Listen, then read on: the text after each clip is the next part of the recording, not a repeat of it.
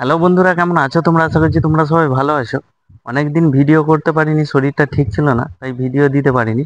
তো এবার আশা করছি রেগুলার ভিডিও আসবে।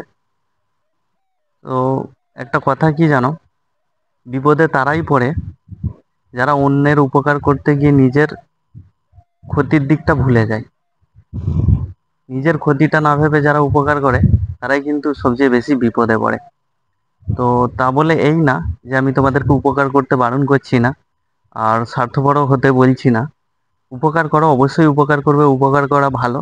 তবে উপকারটা যে করবে সবসময় খেয়াল রাখবে যে উপকারটা তুমি যার জন্য করবে, যার জন্য তুমি উপকারটা করবে, যার উপকার করবে, সেই উপকার করতে গিয়ে তোমার কোনো ক্ষতি হচ্ছে কিনা সেই দিকটা দেখে তারপরেই উপকার করো। কেন নিজের ক্ষতি করে উপকার করে তুমি বড় মহান হয়ে যাবে না।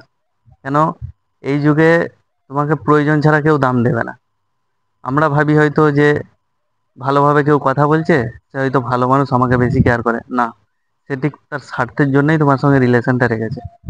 যখন তুমি একদিন কোনো কিছু তাকে না করে দেবে, কোনো কিছুতে তুমি তার কাজে আসবে না, তখন বুঝতে পারবে যে কতটা তোমাকে সে কেয়ার করে। বিষয় হচ্ছে এটা, উপকার করো, অবশ্যই উপকার করবে, উপকারটা ভেবে চিন্তে করবে।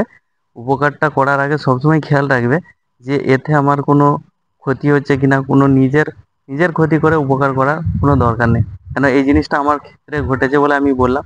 এবার এটা তোমাদের পার্সোনাল ব্যাপার, কেন উপকারের দাম কেউ দেবে না।